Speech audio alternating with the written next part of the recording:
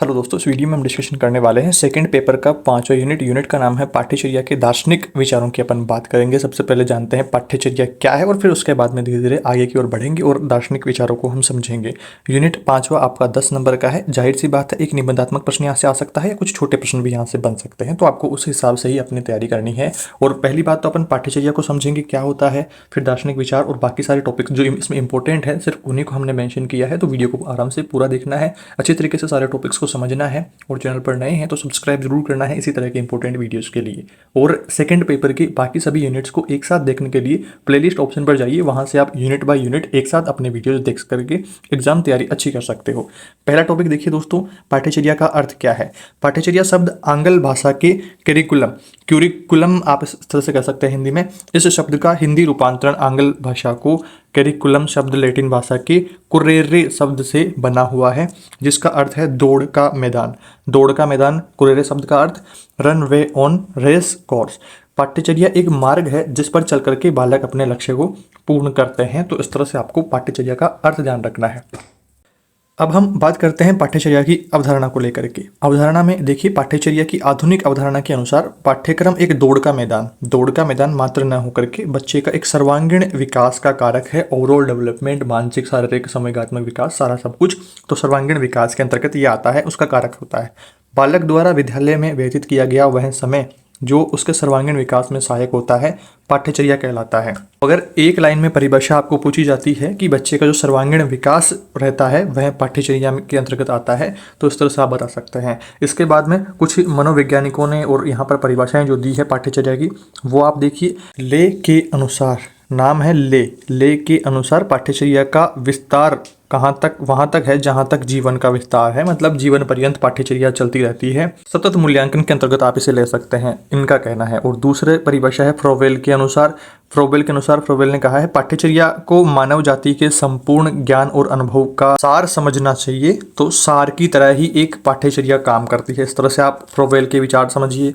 तीसरा परिभाषा दी है हेनरी ने। हेनरी के अनुसार परिभाषा में कहा गया है पाठ्यचर्या में वे सभी क्रियाएं आती हैं जो स्कूल में विद्यार्थियों को दी जाती है। तो स्कूल में बच्चों को पढ़ाया जाता है, उनका सर्वांगीण विकास किया जाता है, तो वो सारी क्रियाएं पाठ्यचर्या में आती है। तो ये हेनरी के अनुसार कहा गया है, इस तरह से ध्यान रखना है। चौथी परिभाषा है क्रो एंड क्रो के अनुसार परिभाषा देखिए, पाठ्यचर्या विद्यार्थी के उन समस्त अनुभवों से संबंधित होती है जो उसे विद्यालय में और उससे बाहर प्राप्त होते हैं, मतलब विद्यालय में और घर में, समाज में, परिवार में, जो उसके सामाजिक, मानसिक, आध्यात्मिक तथा नैतिक विकास में सहायक होते हैं। तो इस तरह से ये कुछ परिभाषाएं आपको ध्यान रखनी है। अब हम आगे बढ़ते हैं और बात करते हैं पाठ्यचर्या के आधारों को लेकर के। इसके मुख्यतः 3 आधार हैं। पहला तो है सामाजिक आधार, दूसरा है मनोसामाजिक आधार और तीसरा है दार्शनिक आधार। तो ये 3 आधार आपको ध्यान रखना है। अब हम आइए इनके बारे में भी कुछ जानकारी ले लेते हैं, ताकि एग्जाम में अगर बड़ा प्रश्न आए तो आप उसको आसानी से सोल्व कर सकें। यहाँ पर देखिए, सामाजिक आधार की अपन बात करते हैं। किसी भी समाज द्वारा निर्धारित सामाजिक जो लक्ष्य होते हैं, जहाँ पर पाठ्यचर्या को आकार देने में योगदान दिया जाता है। वहीं सांस्कृतिक भिन्नता, सामाजिक दबाव, समाज में हो रहे विभिन्न जो परिवर्तन हैं, भविष्य की योजनाएं आदि विद्यालय के कार्यकलाप की प्रत्यक्ष या अप्रत्यक्ष रूप से प्रभावित करते हैं कि समाज का रहन सहन कैसा है, खान पान कैसा है, वहाँ का वातावरण वगैरह, वो भी बच्चे के विकास को प्रभावित करता है, साथ में विद्यालय के परिवेश को भी प्रभावित करता है। तो इस तरह से आपको सामाजिक आधार ध्यान रखना है। इसके बाद में मनोसामाजिक आधार की अपन बात करते हैं। इसमें देखिए, बच्चे की शारीरिक वृद्धि, मानसिक विकास के विभिन्न पक्षों के आकार लेने में परिवार तथा समाज का महत्वपूर्ण भूमिका होती है। जैसा कि आप सभी जानते हैं कि परिवार और समाज ही वह एक मुख्य पहलू रहता है बच्चे के लिए, जो उसका विकास करता है, एक सर्वांगीण विकास, उसका शारीरिक और मानसिक, संवेगात्मक सारा विकास करता है। बच्चे के विद्यालय से जुड़ने के बाद विद्यालय में चलने वाली प्रक्रियाएं उसके अनुभवों के लिए दृढ़ आधार प्रदान करते हैं। तो मनोवैज्ञानिक आधार, इसमें आपको ये ध्यान रखना है। इसके बाद में दार्शनिक आधारों की अपन बात करते हैं। इसमें देखिए, शिक्षा शास्त्र में दर्शन शास्त्र के विभिन्न मतों का महत्व रहा है। एक अच्छी पाठ्यचर्या में विद्यार्थियों की विविध अधिगम शैलियों के अनुसार सीखने की विभिन्न विधियों के स्थान मिलना चाहिए। सीखने की अलग अलग विधियां रहेंगी तो बच्चा अपनी रुचि के अनुसार, अपने जो भी क्रियाकलाप है उनके अनुसार बच्चा आसानी से सीख पाएगा। तो वो दार्शनिक आधारों के अंतर्गत आपको बातें ध्यान रखनी है। इस तरह से ये 3 आधार यहाँ पर हो गए। अब हम बात करते हैं पाठ्यचर्या निर्माण को प्रभावित कौन कौन से कारक करते हैं। इसमें देखिए पाठ्यचर्या निर्माण को प्रभावित करने वाले कारक आपस में एक दूसरे से भी जुड़े रहते हैं तथा कई बार सम्मिलित रूप से पाठ्यचर्या निर्धारण की प्रक्रिया को प्रभावित करते हैं। इसका वर्गीकरण निम्न है। पहला कारक देखिए जो कि पाठ्यचर्या को प्रभावित करता है वो है राजनीतिक कारक।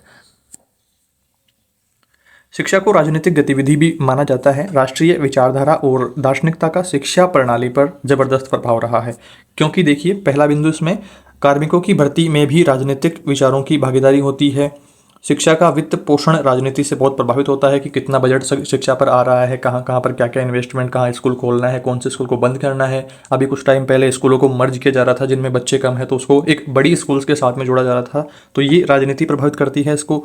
शैक्षिक संस्थाओं में प्रवेश और परीक्षा प्रणाली भी राजनीति से बहुत प्रभावित होती है, तो ये सारा काम राजनीतिक कारक रहता है। तो शिक्षा राजनीति से काफ़ी प्रभावित होती है, आप सभी जानते हैं। और अगर बड़ा प्रश्न निबंधात्मक आता है इससे रिलेटेड तो आप थोड़े से और विचार अपने लिख दीजिएगा, कोई दिक्कत समस्या है नहीं। इसके बाद में बात करते हैं सामाजिक कारकों को लेकर के। सामाजिक कारकों में देखिए पाठ्यचर्या निर्माण में लक्ष्यों और उद्देश्यों को लेकर के समाज की अपनी अपेक्षाएं होती हैं जिन पर विचार किया जाना चाहिए।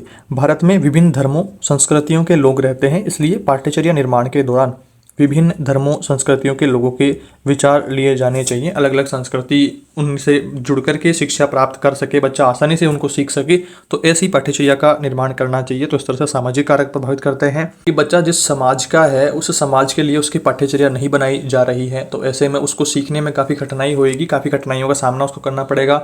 तो वो कारक एक सामाजिक कारक उसका प्रभावित करेगा, उसके पाठ्यचर्या को, उसके विकास को, उसके सर्वांगीण विकास को। तो इस तरह से आपको बिंदु ध्यान रखने हैं। यहाँ पर इसके बाद में अब आर्थिक कारक की बात करते हैं। आर्थिक कारक में देखिए शिक्षा के संबंध में आर्थिक नियोजन का बहुत महत्व है। शिक्षा के वित्त पोषण का एक उद्देश्य मानव संसाधन का विकास एवं देश की आर्थिक दशा में सुधार हेतु योगदान करना है। इसलिए राष्ट्रीय पाठ्यचर्या को स्वयं अर्थव्यवस्था की आवश्यकता के विषय में चिंतित होना चाहिए। तो ये कुछ बिंदु आपको यहाँ पर ध्यान रखना है। इसके बाद में चौथा कारक है पर्यावरण का प्रभाव। पर्यावरण किससे प्रभावित करता है? देखिए समय के साथ लोग अपने पर्यावरण और प्राकृतिक संसाधनों के प्रति असंवेदनशील होते जा रहे हैं। इसका प्रभाव हवा, पानी और धरती पर भी पड़ा है। पर्यावरण को ध्यान में रखने का विचार की आवश्यकता का प्रभाव पाठ्यचर्या निर्माण पर होना चाहिए ताकि आने वाली पीढ़ियों की उत्तरजीविता को सुनिश्चित किया जा सके। तो पर्यावरण भी काफ़ी प्रभावित करता है कि अलग अलग जगह का पर्यावरण अलग अलग तरह का है और वहाँ पर उसको कैसे सुरक्षित रखा जाए, उसका कैसे संरक्षण किया जाए। तो उन सब को लेकर के भी पाठ्यचर्या में बातें होनी चाहिए। उस पाठ्यचर्या का निर्माण इसी प्रकार से होना चाहिए कि पर्यावरण का संरक्षण वहाँ का कैसे किया जाए, तो वो सारी चीज़ें भी प्रभावित करती है। इसके बाद में पाँचवा कारक आता है बाल विकास का प्रभाव। इसमें देखिए पाठ्यचर्या की विषय वस्तु निर्माण के दौरान अधिगम सिद्धांत और बाल विकास पर विचार करना आवश्यक है। गतिविधियों के अनुभवों का परिचय उपयुक्त समय पर हो, जब बच्चा उन अनुभवों को ग्रहण करने तथा उन पर विचार करने की स्थिति में हो। तो ये कुछ बिंदु यहाँ पर हो गए। तो इस तरह से ये कारक आपको ध्यान रखना है। अब हम बात करते हैं पाठ्यचर्या के उद्देश्यों को लेकर के। इसमें देखिए राष्ट्रीय पाठ्यचर्या की रूपरेखा 2005 एनसीएफ 2005 आपको ध्यान रखना है। एनसीएफ वाला टॉपिक आपके रीट में भी महत्वपूर्ण रहता है। इसको लेकर के हम अलग एक वीडियो में भी डिस्कशन करने वाले हैं, तो कोई टेंशन वाली बात है नहीं। आपके बीएसटीसी में महत्वपूर्ण बिंदु रहता है। आपके 2-3 पेपर्स में ये प्रश्न पूछा जा सकता है, तो आपको ध्यान से इसको जरूर से पढ़ना है। और साथ में ही रीट के लिए भी ये महत्वपूर्ण है, तो आपको जरूर से याद कर लेना है। राष्ट्रीय पाठ्यचर्या की रूपरेखा 2005 में सामाजिक न्याय और समानता के संवैधानिक मूल्यों पर आधारित एक धर्मनिरपेक्ष, समान, समतामूलक और बहुलवादी समाज के आदर्श से प्रेरणा लेते हुए शिक्षा के कुछ व्यापक उद्देश्य चिन्हित किए गए हैं, जो निम्न है। पहला है विचार और कर्म की स्वतंत्रता होनी चाहिए। दूसरों की भलाई और भावनाओं के प्रति संवेदनशील होना चाहिए अपने को। नई स्थितियों के लचीलेपन और रचनात्मक तरीकों से उसको सामना करना चाहिए उसका। लोकतांत्रिक प्रक्रिया में भागीदारी, प्रवृत्ति और आर्थिक प्रक्रियाओं, सामाजिक बदलाव में योगदान देने के लिए काम करने की क्षमता होनी चाहिए। तो ये कुछ उद्देश्य आपको यहाँ पर ध्यान रखने हैं पाठ्यचर्या के। इसके बाद में आप बात करते हैं शिक्षा की प्रक्रिया में पाठ्यचर्या का महत्व क्या है। पहला महत्व देखिए, शिक्षा की प्रक्रिया व्यवस्थित हो जाती है पाठ्यचर्या निर्माण से। समय और शक्ति का सदुपयोग होता है। पाठ्य पुस्तकों का निर्माण संभव हो पाता है। शिक्षा का स्तर समान रहता है सभी बच्चों के लिए और उद्देश्यों की प्राप्ति भी संभव हो पाती है, मूल्यांकन संभव और सरल हो पाता है। अगर एक डिसाइडेड पाठ्यक्रम कुछ रहेगा अपना तो मूल्यांकन भी सरल तरीके से हो पाएगा, उसको पढ़ा भी सही तरीके से पाएंगे, उसके ऊपर काम भी सही तरीके से हो पाएगा और शिक्षा का स्तर समान रहेगा सभी बच्चों का। अगर पाठ्यचर्या समान रहेगी तो उनका मूल्यांकन वगैरह सही रहेगा, शिक्षा का स्तर उनका समान रहेगा, उनका जो भी समय और शक्ति जो पढ़ाने में लग रही है वो भी सभी बच्चों के समान तौर पर लगेंगे। तो ये कुछ आपको महत्व भी ध्यान रखने हैं पाठ्यचर्या का। तो इस तरह से आपको ये बिंदु हो गए। और अब हम बात करते हैं पाठ्यचर्या की प्रक्रिया और इसके सोपानों को लेकर के। इसमें देखिए पाठ्यचर्या के 4 तत्व होते हैं। ये चारों तत्व एक दूसरे से जुड़े हुए हैं और एक दूसरे को प्रभावित भी करते हैं। तो इस तरह से एक डायग्राम के माध्यम से आप इसको समझ सकते हैं। पहला है लक्ष्य और उद्देश्य निर्धारित होने चाहिए, तभी वो सही ढंग से बन पाएगा। और विषय वस्तु का चयन होगा तभी पाठ्यचर्या सही ढंग से बन पाएगी। सीखने के अनुभव भी उसमें डाले जाएंगे तभी सही ढंग से बन पाएगा और मूल्यांकन प्रक्रिया भी बाद में होएगी। तो ये चारों आपस में जुड़े हुए हैं। इस तरह से विभिन्न सोपान पाठ्यचर्या के आपको ध्यान रखना है। और एग्जाम में अगर प्रश्न पूछे जाते हैं सोपानों को लेकर के या पाठ्यचर्या के बारे में विस्तार से बताने को लेकर के, तो फिर आपको इस तरह से डायग्राम बना करके ही बताना है ताकि काम आपका अच्छा लगे। नंबर आपको फिर पूरे मिलने के चांसेस उसमें रहेंगे। इसके बाद में उपयुक्त तत्वों में यह संपर्क सामाजिक, राजनीतिक, आर्थिक, प्रौद्योगिकीय, पर्यावरण के संदर्भ में होता है जो एक पाठ्यक्रम में गहन में महत्वपूर्ण भूमिका का निर्वहन होता है। तो ये कुछ बिंदु इधर से ध्यान रखना है। मूल्यांकन के बारे में महत्वपूर्ण बिंदु आपके रहते हैं। मूल्यांकन का प्रयोग देखिए, पहला बिंदु आता है इसमें विषय वस्तु के अनुरूप उद्देश्य व उपयुक्त तरीकों के चयन के लिए होता है मूल्यांकन। तरीकों और सीखने के अनुभवों को प्रभावशीलता की जांच के लिए होता है मूल्यांकन। योजनाकारी विद्यार्थियों, शिक्षकों और समाज के लिए प्रतिक्रिया देने के लिए होता है कि कितना सीख लिया है उस बारे में लोगों को बताने के लिए। और परिवर्तनों की आवश्यकता तथा औचित्य के निर्धारण के लिए भी होता है। तो ये कुछ बिंदु मूल्यांकन के प्रयोग के अंतर्गत ध्यान रखना है। इसके बाद में अब हम बात करते हैं पाठ्यचर्या में मूल्यांकन का क्या महत्व है। इसमें देखिए पहला बिंदु, ज्ञान के क्षेत्र के विकास के लिए पाठ्यचर्या का मूल्यांकन कर उसमें नई ज्ञान सामग्री को स्थान दिया जाता है। पाठ्यचर्या का मूल्यांकन कर उसमें अप्रचलित भाग को निकाला जा सकता है कि कोई अगर विद्यार्थियों के लिए सही टॉपिक नहीं है तो उसको हटा सकते हैं अप्रचलित भाग को। पाठ्यचर्या के आगे की श्रेणी में आवश्यकताओं और वर्तमान श्रेणी के उद्देश्यों को मध्य रिक्ति को पहचाना जा सकता है और उनको एक दूसरे से कनेक्ट किया जा सकता है, सतत किया जा सकता है। तो इस तरह से ये कुछ महत्व आपको मूल्यांकन के ध्यान रखने हैं पाठ्यचर्या के अंतर्गत। इसके बाद में पाठ्यक्रम और पाठ्यचर्या, अभी इसमें ही कन्फ्यूजन आपके चल रहा होगा कि पाठ्यक्रम क्या है, पाठ्यचर्या क्या है। तो इसके अंतर को लेकर के भी प्रश्न महत्वपूर्ण रहता है। एक तो देखिए यहाँ से 3 प्रश्न आपके क्लियर हो रहे हैं। पाठ्यक्रम क्या है, पाठ्यचर्या क्या है और इन दोनों में अंतर क्या है। तो इस तरह से 3 टाइप के प्रश्न आपके यहाँ पर बन सकते हैं। तो ध्यान से इसको समझना है। पाठ्यक्रम में देखिए, पाठ्यक्रम पाठ्यचर्या का केवल अंग है। पाठ्यक्रम पाठ्यचर्या का अंग है और पाठ्यचर्या शिक्षण प्रक्रिया का एक अभिन्न अंग है। यहाँ पर कन्फ्यूजन नहीं रखना है। पाठ्यक्रम तो क्या है, पाठ्यचर्या से जुड़ा हुआ है और पाठ्यचर्या शिक्षण प्रक्रिया से जुड़ी हुई है। पाठ्यक्रम में सैद्धांतिक ज्ञान होता है, सैद्धांतिक ज्ञान, और पाठ्यचर्या का स्वरूप होता है व्यापक, बड़ा स्वरूप होता है, जबकि पाठ्यक्रम एक लिखित सैद्धांतिक काम होता है। इसमें पाठ्यक्रम का निर्माण शिक्षाविद करते हैं और पाठ्यचर्या का निर्माण अध्यापक स्वयं करता है। पाठ्यक्रम का निर्माण कौन करेंगे, शिक्षाविद, यानी कि उस विषय का गहन अध्ययन, गहन जानकारी रखने वाले करेंगे उसका पाठ्यक्रम का निर्माण। तो और पाठ्यचर्या का निर्माण अध्यापक स्वयं करता है। चौथा बिंदु देखिए, पाठ्यक्रम में ज्ञानात्मक पक्ष की ओर ध्यान दिया जाता है।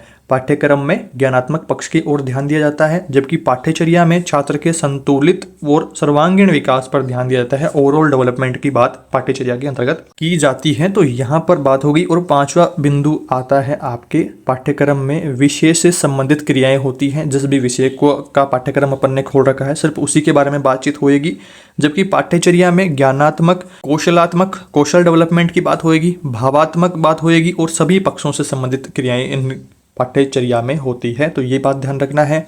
छठा बिंदु देखिए, पाठ्यक्रम का क्षेत्र सीमित होता है। पाठ्यक्रम का जो क्षेत्र है वो आपके सीमित होता है, ये ध्यान रखना है। और पाठ्यचर्या का क्षेत्र व्यापक होता है, जैसा कि मैंने आपको बताया कि इसके अंतर्गत सर्वांगीण विकास को ध्यान में रखा जाता है, एक संतुलित और सर्वांगीण विकास को। तो इस तरह से दोनों के बीच में आपको अंतर ध्यान रखना है पाठ्यचर्या और पाठ्यक्रम में। इसके बाद में आगे बढ़ते हैं और अब हम बात करते हैं प्रत्यक्ष वास्तविक पाठ्यचर्या के बारे में कि क्या होता है। 1 नंबर का प्रश्न ऐसा भी आ सकता है। इसमें देखिए, प्रत्यक्ष पाठ्यचर्या का संदर्भ लिखित एवं अलिखित पाठ्यक्रम दोनों से है, जिनके माध्यम से विद्यार्थी सीखने के अनुभवों को प्राप्त करते हैं। यह उन शिक्षण अधिगम प्रक्रियाओं का योग है जिसमें विद्यार्थी और शिक्षक औपचारिक और अनौपचारिक पाठ्यचर्या के अंतर्गत सम्मिलित होते हैं। अब सवाल आता है कि औपचारिक पाठ्यचर्या क्या है, अनौपचारिक पाठ्यचर्या क्या है। तो आइए उसके बारे में भी कुछ बिंदु अपन जान लेते हैं। यहाँ पर देखिए, औपचारिक पाठ्यचर्या यह वह पाठ्यचर्या है जो पाठ्यक्रम के अंतर्गत विद्यार्थियों द्वारा सीखे जाने के लिए तय किया जाता है। इसके आधिकारिक तौर पर चयनित ज्ञान के क्षेत्र शामिल होते हैं, मतलब कि चयन करा हुआ रहता है सारा मटेरियल। और अनौपचारिक में ओवरऑल डेवलपमेंट की बातें आएंगी। यह वह पाठ्यचर्या है जो प्रयोग में है। इसके अंतर्गत वह सब कार्य भी आता है जिसमें अध्यापक बच्चों के लिए योजना बनाते हुए औपचारिक पाठ्यचर्या के अलावा भी ज्ञान और सामग्री का उपयोग करते हुए कार्य करते हैं। तो सभी काम अनौपचारिक में आ गए, और जो औपचारिक है उसमें सिर्फ लिमिटेड जो चयनित काम रहेंगे वही रहेंगे। तो इस तरह से आपको कुछ अंतर इनका भी ध्यान रखना है। और इसके बाद में परोक्ष या फिर छुपी हुई पाठ्यचर्या क्या है, उसके बारे में अगर प्रश्न आता है तो देखिए, परोक्ष पाठ्यचर्या गैर शैक्षिक होती है पहली बात तो, किंतु विद्यालयी शिक्षा का एक बेहद महत्वपूर्ण हिस्सा भी है। तो ये भी बातें आपको ध्यान रखनी है। वस्तुतः परोक्ष पाठ्यचर्या जानबूझकर भी कोई अधिगम अनुभवों को छिपाती है। परोक्ष पाठ्यचर्या शिक्षा का वह अंग है जो सीखा जाता है। परोक्ष पाठ्यचर्या लिखित न होने के कारण आधिकारिक रूप से मान्यता प्राप्त नहीं है, परंतु यह विद्यार्थी के अधिगम, व्यवहार और न केवल व्यक्तित्व को बल्कि शिक्षा की पूरी होने के बाद में भी प्रभावित करती है। तो परोक्ष और छुपी हुई पाठ्यचर्या के बारे में भी आपको ये बातें ध्यान रखनी है। इसके बाद में आगे बढ़ते हैं और अब हम बात करते हैं शिक्षा के उद्देश्य व पाठ्यचर्या के संबंध में। शिक्षा के उद्देश्य और पाठ्यचर्या आपस में किस प्रकार से संबंधित है, आइए देखिए। शिक्षा के उद्देश्यों के प्रकाश में ही किसी भी स्तर की शिक्षा व्यवस्था की विभिन्न प्रक्रियाओं का निर्धारण किया जाता है। इस पाठ्यचर्या के अंतर्गत ही पाठ्यक्रम तथा पाठ्य पुस्तकों का निर्माण किया जाता है, पाठ्यचर्या के अंतर्गत ही होएगा। और शिक्षा को पाठ्यक्रम के माध्यम से विद्यार्थियों में संवैधानिक मूल्यों के प्रति सम्मान का भाव विकसित करना चाहिए। इसे विद्यार्थियों में जिन गुणों के विकास के लिए तत्पर रहना चाहिए वे हैं संवेदनशीलता, तार्किकता, सौंदर्य बोध का। तो ये 3 गुण आपको यहाँ पर ध्यान रखने हैं। और आगे देखिए, शैक्षिक उद्देश्य ही सामग्री चयन, विषय वस्तु के निर्धारण, अनुदेशन की प्रक्रियाओं के निर्धारण और जांच व मूल्यांकन के तरीकों के निर्धारण के मापदंड का काम करते हैं। तो ये आपको शिक्षा के उद्देश्य और पाठ्यचर्या में संबंध के कुछ बिंदु ध्यान रखने हैं। इस तरह से अपना ये 5वां यूनिट कंप्लीट होता है। आई होप आपने ठीक तरीके से सारे बिंदुओं को, सारे महत्वपूर्ण बिंदुओं को समझ लिया है। कोई डाउट समस्या रहे तो कमेंट करके बताइएगा। और जैसा कि मैंने आपको बताया, इस पेपर के सेकंड पेपर के बाकी सभी यूनिट्स को एक साथ देखने के लिए आप प्लेलिस्ट ऑप्शन पर विजिट करिए। वहां से आप यूनिट बाय यूनिट सारे वीडियोस को देख करके अपनी तैयारी अच्छी कर पाएंगे। और जिन विद्यार्थियों को इसकी पीडीएफ चाहिए तो पीडीएफ के लिए डिस्क्रिप्शन में टेलीग्राम चैनल का अपने को लिंक दिया हुआ है। टेलीग्राम चैनल पर 11,000 से ज़्यादा बीएसटीसी बीएड स्टूडेंट्स जुड़े हुए हैं। आप भी ज्वाइन होइए, वहाँ पर आपको अलग अलग इन्फॉर्मेशन आपको प्रोवाइड करवाई जाती है आपकी शिक्षक भर्ती से जुड़ी हुई और आपके कोर्स से संबंधित। तो आप वहाँ पर जरूर से जुड़िएगा।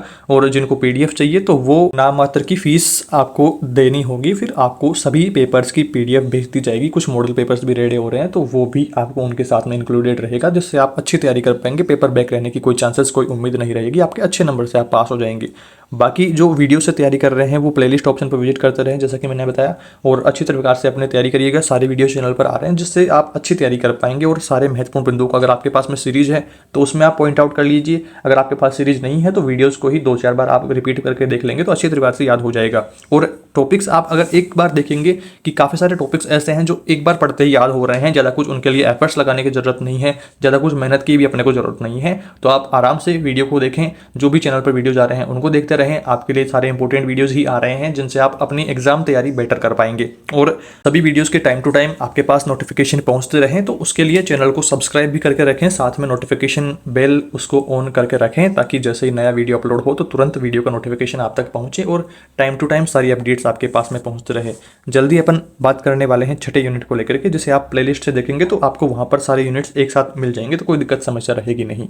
कोई डाउट समस्या रहती है इसके रिगार्डिंग तो कमेंट करके बताइएगा। बाकी वीडियो को लाइक करें, अपने दोस्तों के साथ में शेयर करें। चैनल पर नए हैं तो इसी प्रकार के इंपॉर्टेंट वीडियोस के लिए सब्सक्राइब जरूर करें।